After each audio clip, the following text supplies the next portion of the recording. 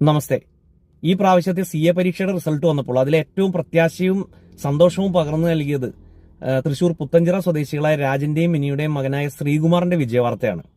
Locomotor disability എന്ന ശാരീരിക വെല്ലുവിളി നേരിടുന്ന ഇദ്ദേഹത്തിന് നടക്കുവാനോ കൈകാലുകൾ ചലിപ്പിക്കുവാനോ സാധിക്കില്ല എന്നത് പോട്ടെ, അദ്ദേഹത്തിന്റെ പുസ്തകത്തിന്റെ ഒരു പേജ് മറക്കാൻ പോലും അദ്ദേഹത്തിന് ബുദ്ധിമുട്ടാണ്.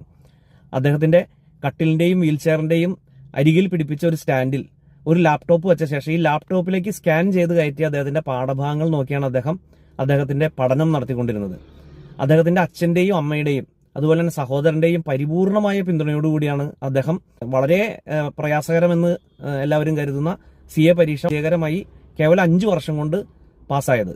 തുടർന്ന് പ്രാക്ടീസ് ചെയ്യണമോ ജോലി ചെയ്യണമോ എന്നുള്ള കാര്യം തീരുമാനം എടുത്തുകൊണ്ടിരിക്കുകയാണ്. അദ്ദേഹത്തിന് എല്ലാ വിധത്തിലുള്ള അഭിനന്ദനങ്ങളും ആശംസകളും അറിയിക്കുന്നു. നന്ദി, നമസ്കാരം. നമസ്തേ.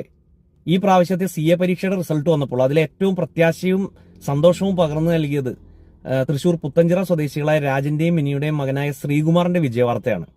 ലോക്കോമോട്ടർ ഡിസബിലിറ്റി എന്ന ശാരീരിക വെല്ലുവിളി നേരിടുന്ന ഇദ്ദേഹത്തിന് നടക്കുവാനോ കൈകാലുകൾ ചലിപ്പിക്കുവാനോ സാധിക്കില്ല എന്നത് പോട്ടെ, അദ്ദേഹത്തിന്റെ പുസ്തകത്തിന്റെ ഒരു പേജ് മറക്കാൻ പോലും അദ്ദേഹത്തിന് ബുദ്ധിമുട്ടാണ്. അദ്ദേഹത്തിന്റെ കട്ടിലിന്റെയും വീൽ ചെയറിന്റെയും അരികിൽ പിടിപ്പിച്ച ഒരു സ്റ്റാൻഡിൽ ഒരു ലാപ്ടോപ്പ് വെച്ച ശേഷം ഈ ലാപ്ടോപ്പിലേക്ക് സ്കാൻ ചെയ്ത് കയറ്റി അദ്ദേഹത്തിന്റെ പാഠഭാഗങ്ങൾ നോക്കിയാണ് അദ്ദേഹത്തിന്റെ പഠനം നടത്തിക്കൊണ്ടിരുന്നത്.